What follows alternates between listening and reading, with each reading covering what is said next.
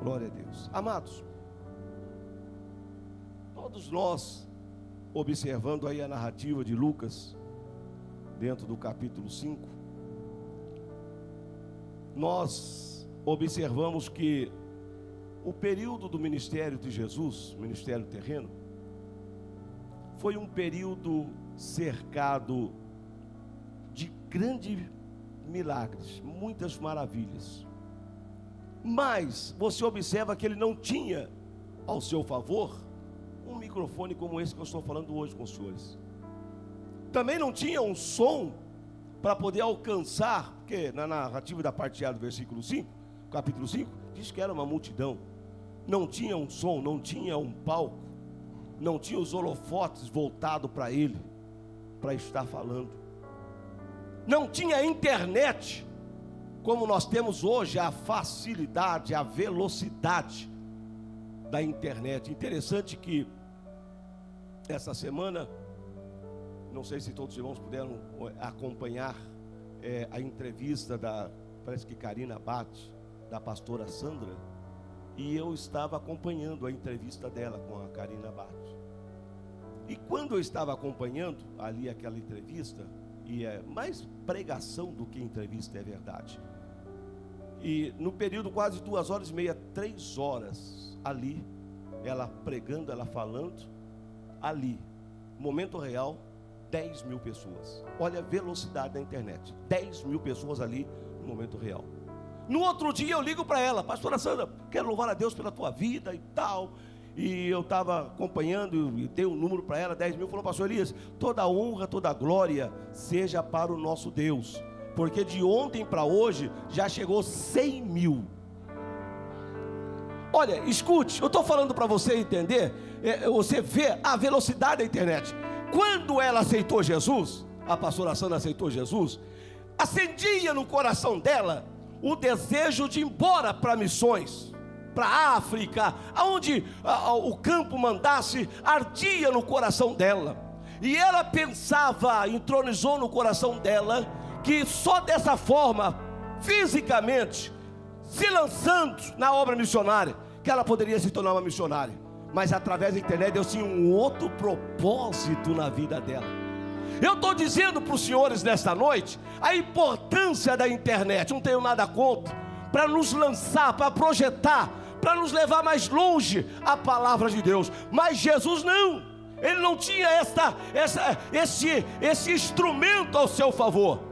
Mas pastor Elias, e como num pouco espaço de tempo ele alcançou? Você vai observar que os milagres que acontecia era responsável para poder fazer a divulgação, a lançar, a correr com o ministério terreno de Jesus. Não precisava, eram os milagres. Era um contando aqui que o filho tinha morrido e Jesus chegou, ressuscitou. Era outro ali falando que era cego e teve um encontro com Jesus e ficou curado da cegueira, e assim um milagre. Irmão, foi algo tão rápido que você observa a luz da palavra, principalmente pelo Evangelho de Mateus, que no capítulo 15, Jesus sai para dar uma descansada de Jerusalém, e ele vai até Ciro Fenícia, e ele chega lá e encontra com uma mulher um tanto distante. Ele sai de Jerusalém e chega lá, e sai aquela mulher da sua cercania, e já sai gritando o nome de Jesus: Jesus, filho de Davi, tem misericórdia de mim.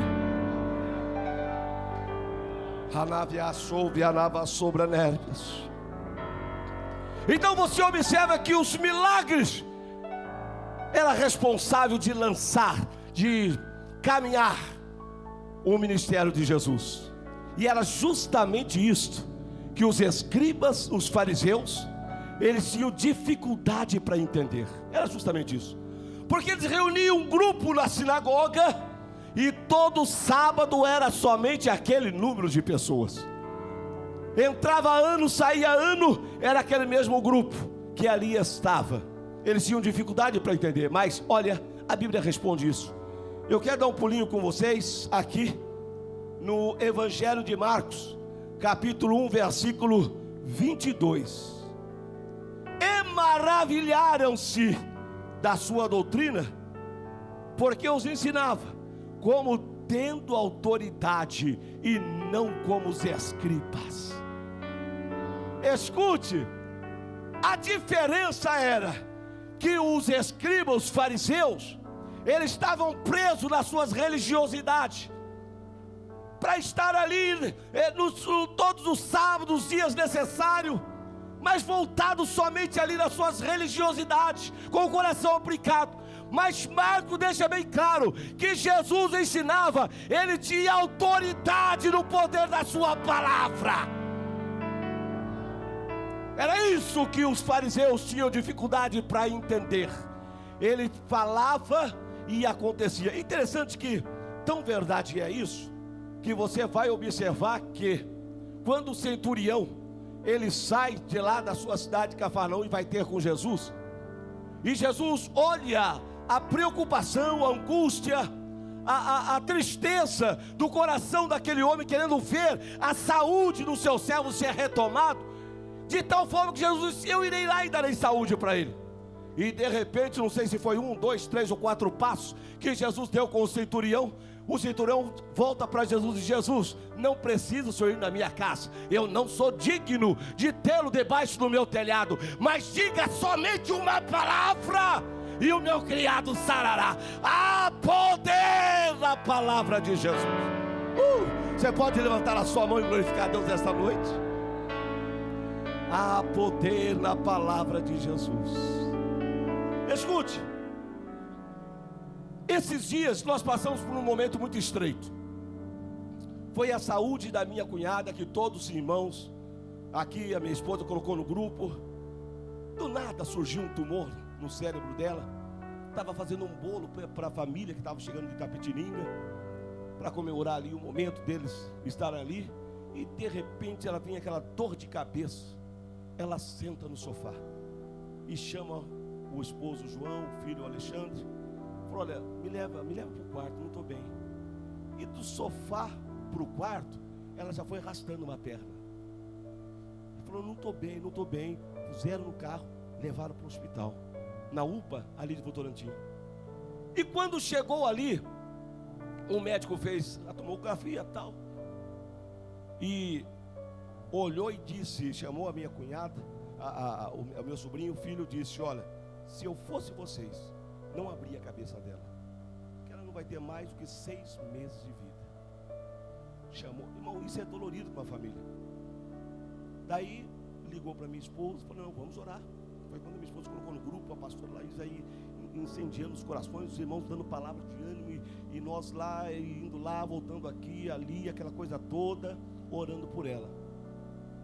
Dali mais ou menos 15 dias ela foi para a cirurgia. 9 horas na mesa de cirurgia, crânio aberto, tumor ali tirou o tumor. 9 horas de cirurgia. 2 dias depois, o filho dela liga para minha esposa, dizendo: tia, chorando muito, fala para o tio fazer uma oração para a mãe. Antes da cirurgia, ela estava tão animada, desejosa, esperançosa de sair, de ir andando, e agora, tia, ela caiu num desânimo que só chora, está aqui só dormindo, não conversa mais com a gente, e parece que ela está querendo entrar numa depressão terrível. Fala para o tio orar por ela. A minha esposa desliga o telefone e fala: vamos no quarto orar pela minha irmã, pelo Neida? Eu falei: vamos. Entramos no quarto. Quando entramos no quarto, eu falei para ela: grave essa oração, grave e mande para ela essa oração. E antes de eu começar a orar, Deus pôs no meu coração o Salmo 121. E por 3 vezes antes de orar, eu comecei a falar na gravação: o meu socorro vem do Senhor.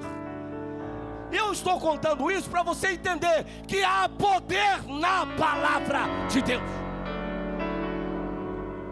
Eu não sei como você chegou aqui nessa noite, talvez cercado de muitas situações, abatido, desanimado, preocupado, acreditando no que o advogado disse para você, acreditando, achando que a última palavra que o médico disse para você: ei, descanse o teu coração, a última palavra vem de Deus. Há poder na palavra. Você pode dar um glória a Deus gostoso para Jesus nesta noite? Aleluia. Eu peguei e gravei aquele momento e mandei. Passou 1 hora, passou 2 horas, 2h30.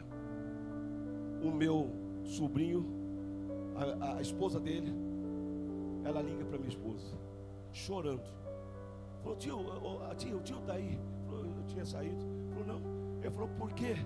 Veja bem, a gente só esperando notícias não boas pelo estado dela. Olha, a senhora lembra que a senhora mandou a oração do tio, a senhora orando no quarto? Mandei. Pois é, ela estava tão abatida, ela estava angustiada, estava num profundo, querendo entrar num desespero tremendo, achando que tudo tinha se acabado. Irmãos, quero lhe dizer para você nessa noite, esse testemunho tem endereço certo aqui nesta noite. Às vezes você olha e diz: não tem mais jeito. Fique muito tranquilo, porque a última palavra vem de Deus para a tua vida. E a minha sobrinha disse para minha esposa, sabe por quê? Quando o tio mandou a oração, eu liguei o áudio e coloquei no ouvido dela, e ela foi ouvindo. E Deus foi tomando ela ali na cama, e ela começou a buscar Deus, a chorar, e começou a chorar de voz alta.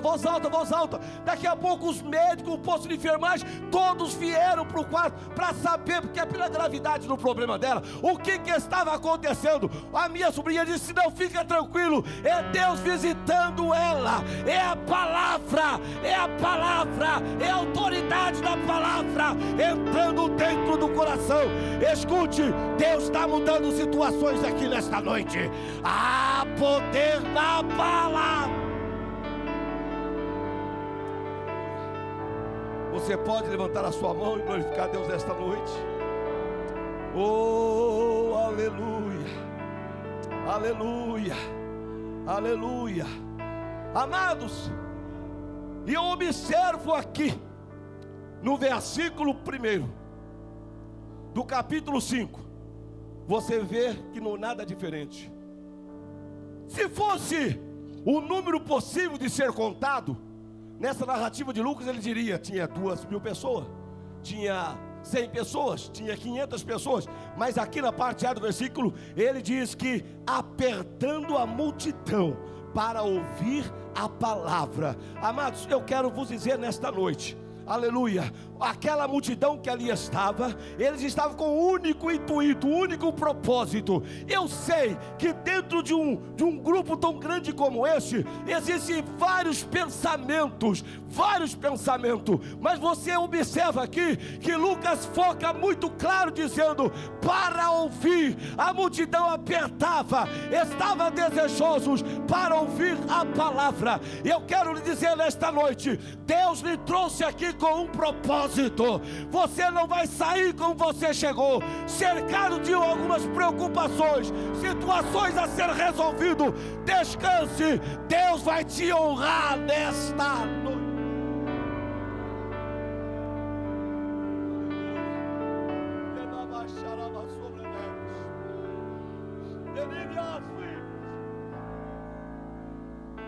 Irmãos, há momentos que a gente chega, um momento como esse de culto, diante de algumas lutas e algumas dificuldades, que você se lança, você se joga nos braços do Senhor. Você não vê a hora de você dobrar o seu joelho e estar buscando a Deus. Agora eu vejo a alegria desta multidão desejosa, apertando, incomodando um outro para ouvir a palavra. Escute, eu gosto muito de louvor, eu gosto muito da adoração, tanto é que tantos anos tocando na banda, tocando na orquestra, só parei com os meus 19 anos para poder me envolver no ministério, e não paramos mais, mas ainda mesmo sinto saudade de pegar o sax, pegar o trombone. Veja ali o irmãozinho com o sax tocando ali, me dá vontade de pegar outro para acompanhar aquela coisa toda, mas como a palavra não tem igual. Pode cantar bonito, pode fazer uns arranjos bonitos, mas quando a gente entra na palavra, você vê o milagre acontecendo. É milagre no coração, é aqueles que chegam tristes e abatidos, e a palavra vai movimentando, a palavra vai movimentando. Lucas disse, a multidão estava desejosos em ouvir a palavra. Quantos chegaram aqui com esse propósito nesta noite, de estar ouvindo esta palavra nesta noite? Alava sobre neves. interessante que Jesus estava diante desta multidão. Alguns já foi nesse culto na praia como sinal de agradecimento. Outros foram porque levaram alguém da família enfermo para poder ser atendido por Jesus. Eu não sei, mas de qualquer forma havia um grupo que acabou somando uma multidão. E Jesus estava ali atendendo a todos com a palavra. Mas de repente o olhar de Jesus muda. Jesus olhando aqui para a multidão, você vê no versículo 2: e viu estar 2 barcos. Escute, você pode pensar, pastor, como que pode? Uma multidão diante dele, toda a multidão presa na palavra dele, e de repente ele olha, diz a parte A do versículo 2: e viu estar. Queridos, eu quero dizer para você nessa noite, Deus não te perdeu de vista. Por mais que muitas das vezes a situação é tanta, as pedradas é tanta, a perseguição é tanta, dá vontade de você jogar a toalha e dizer: Deus, me dá um tempo. Mas eu quero dizer nesta noite, Deus não te perdeu de vista.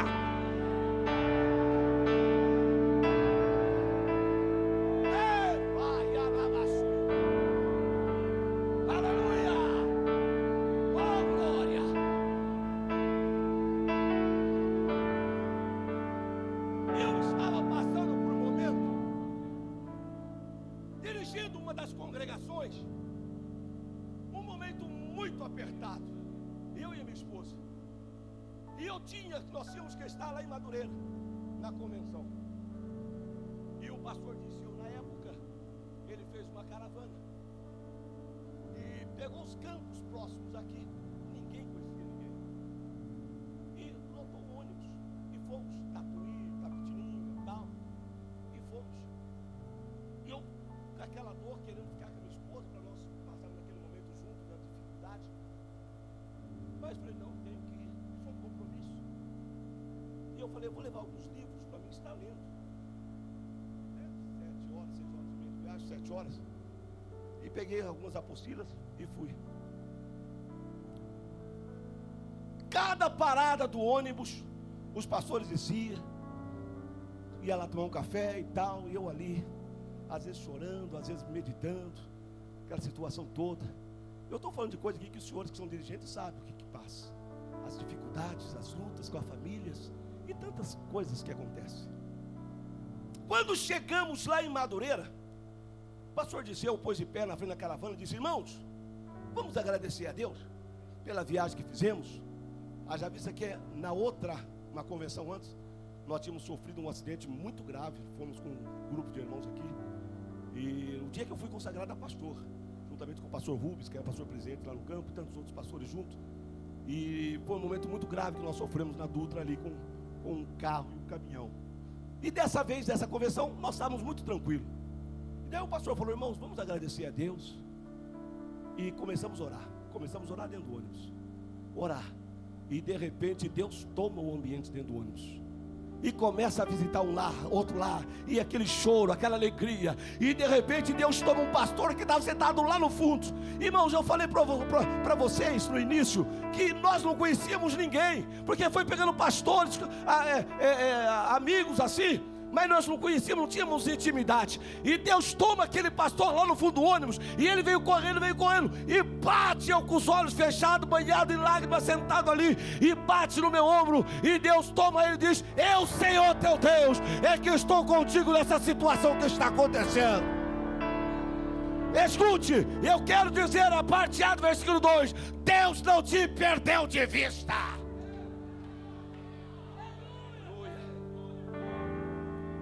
Deus me colocou essa mensagem ao meu coração nesta noite, para dizer ao teu coração nesta noite: descanse, porque hoje Ele abre um caminho diante dessa situação.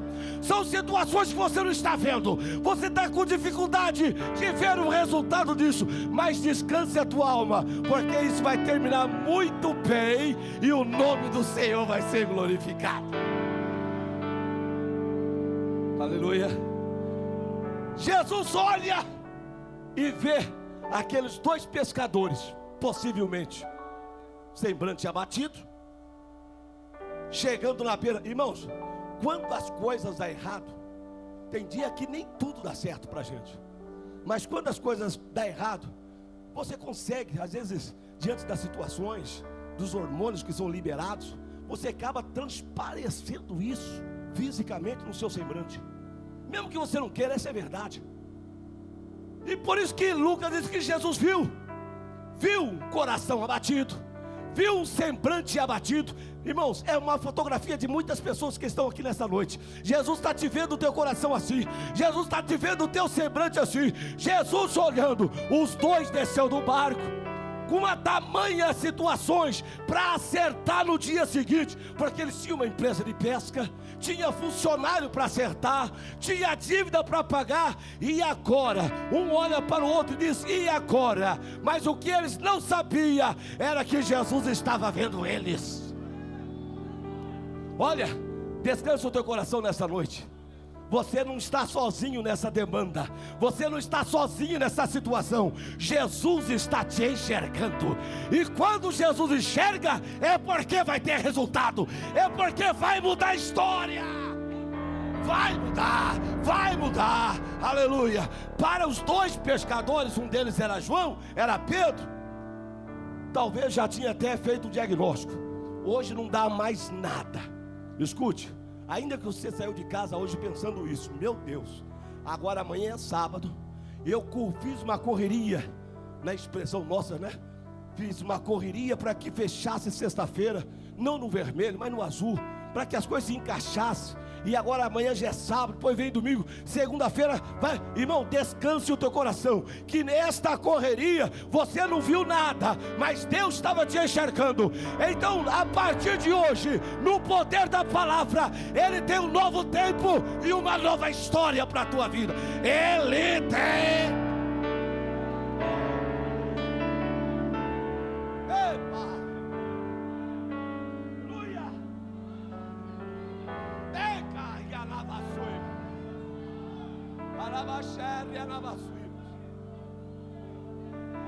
Nem sempre as coisas acontecem como nós queremos. Por isso que Isaías, ele expressa dizendo que os pensamentos de Deus não são os nossos pensamentos. Escute,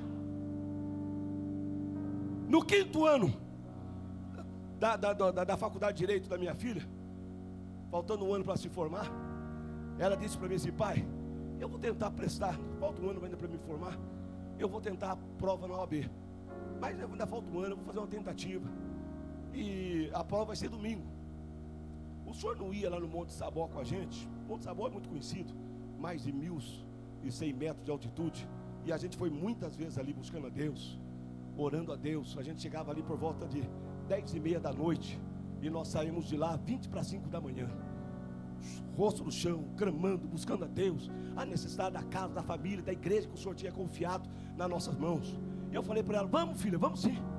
No sábado nós vamos estar lá no Monte Sabó. Peguei ela, a sogra dela, minha esposa e o meu genro, e coloquei no carro e vamos. Eu falei para ela: nós vamos subir o Monte Sabó, não vai ter hora para nós descer. Vamos buscar a Deus, ainda que você tem que prestar a escola lá do OAB, mas a gente chega e nem tempo para você dar uma descansadinha para você subir. Eu falei: bem, vamos lá, irmãos. Rodamos mais de 2 horas procurando um monte que nós estávamos acostumados de subir. Mais de 2 horas a gente rodando o monte, saímos de lá mais de 20 para as 2 da manhã, e Deus não permitiu que nós encontrássemos o monte. Isaías diz o seguinte: a minha glória eu não dou a outrem, Então escute, o que vai prevalecer não é o seu pensamento, não é a sua estratégia. Deus tem o caminho dele para te dar a tua vitória.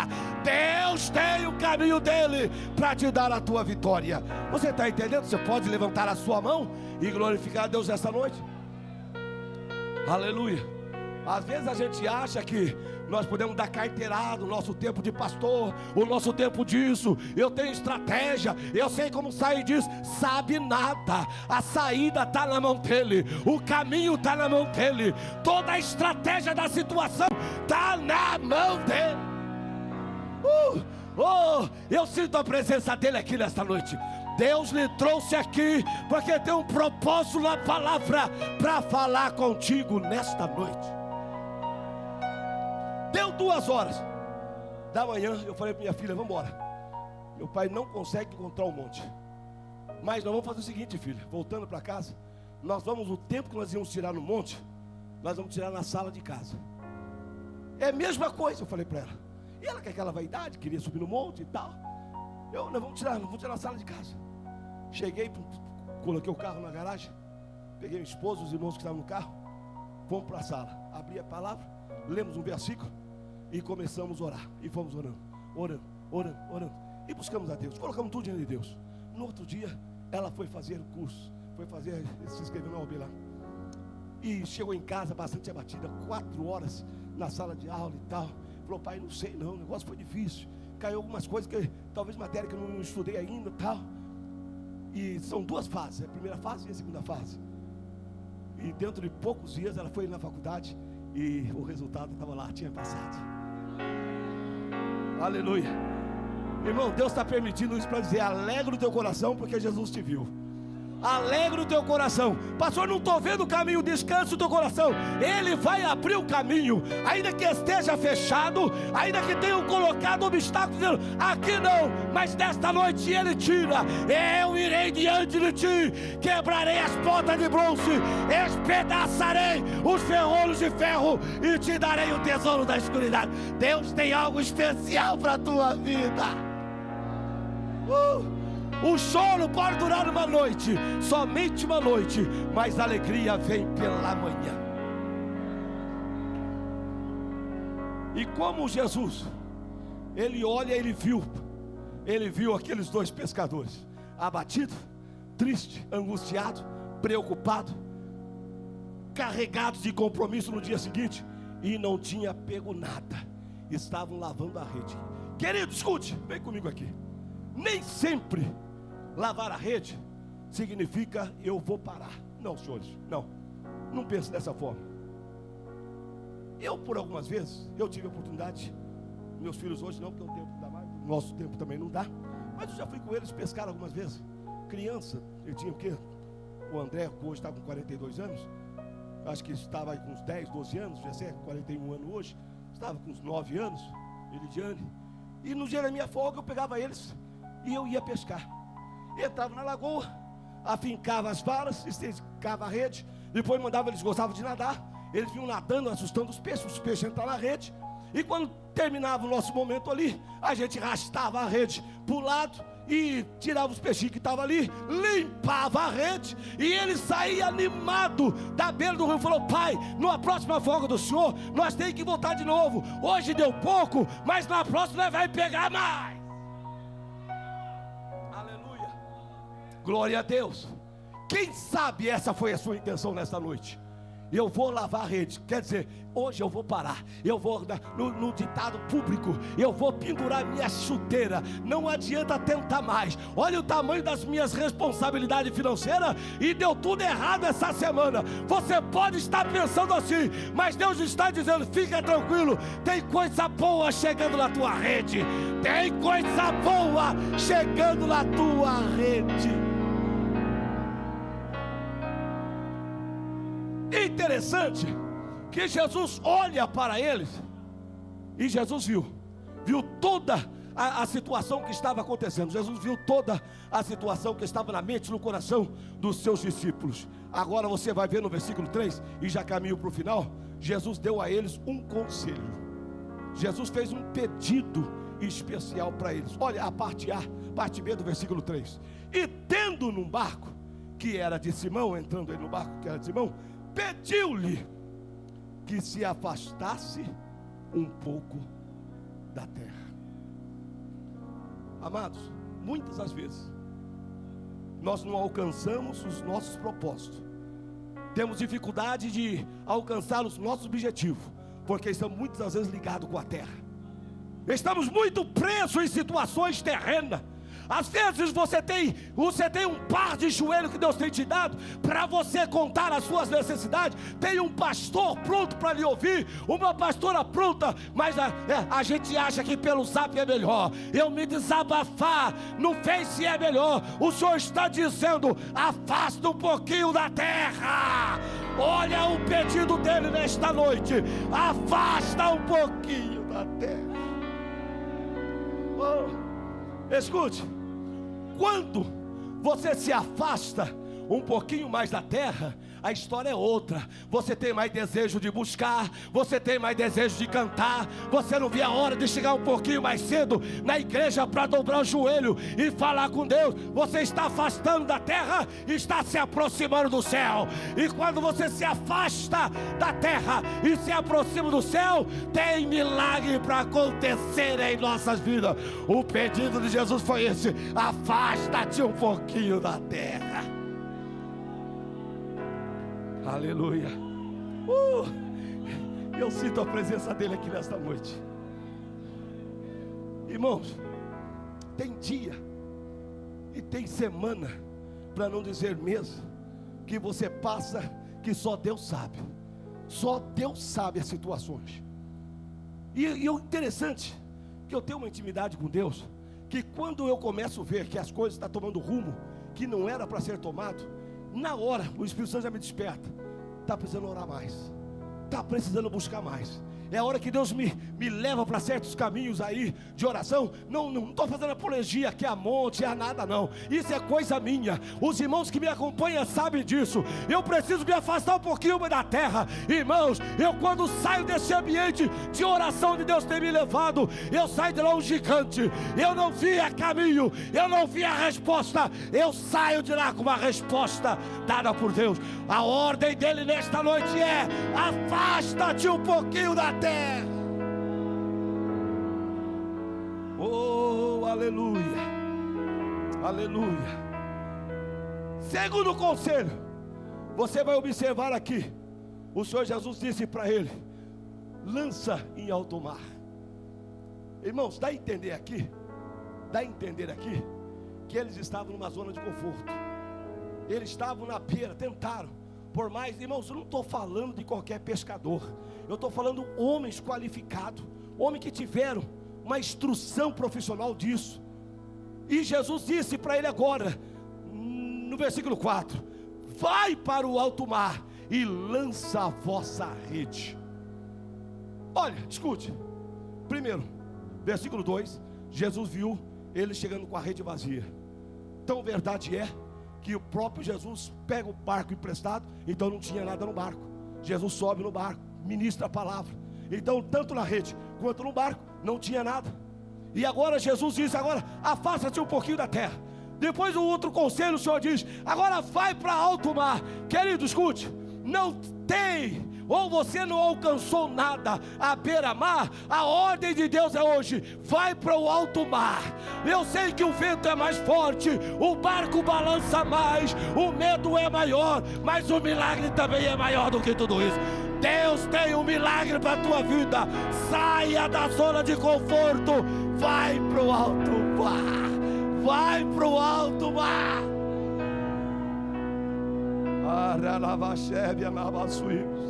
Você pode levantar a sua mão e adorar a Deus nesta noite. Não se abata porque é a primeira vez o seu barco voltou vazio. Não se abata porque você teve mais tempo para tirar a sujeira da rede do que talvez para pescar. Mas nesta noite a ordem dele: primeiro, saia da terra. Segundo, lança-se, vai para o alto mar. Olha o terceiro, escute a obediência de Pedro. E respondeu Simão e disse-lhe: mestre, havendo trabalhado toda a noite, nada apanhamos. Trabalhando a noite toda, não pegamos nada. Mas sobre a tua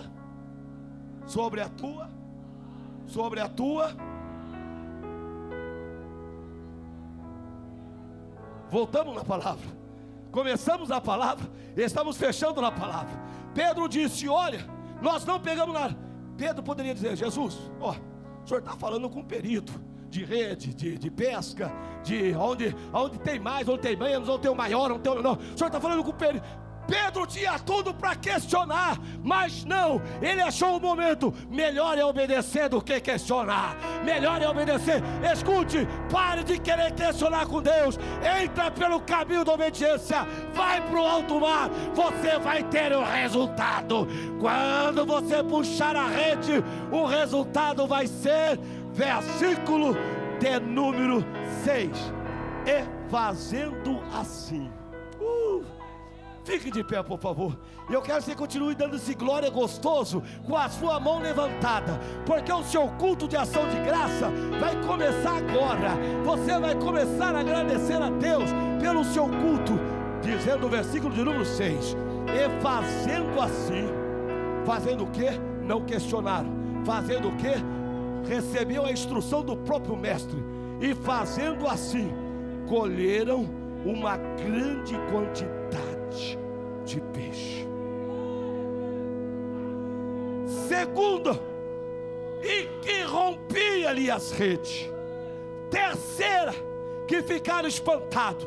Além de não caber no barco deles, chamaram os companheiros, amigos e pescadores e ajudou a trazer o que tinha pego. Escute, o que Deus vai fazer na tua vida vai abençoar a tua casa e vai abençoar quem você quer que seja abençoado. É só você entrar pelo caminho da obediência. E fazendo assim, eles foram para o alto mar, lançaram a rede.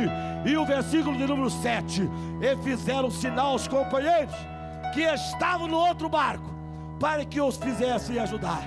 E foram e encheram ambos os barcos. Encheram o quê? Os dois barcos. Encheram o quê? Escute, o grupo vai cantar agora. Com certeza você conhece esse louvor. Então o seu culto de ação de graça vai iniciar agora. E o culto, esse louvor vai ser esse que você vai cantar nesta noite.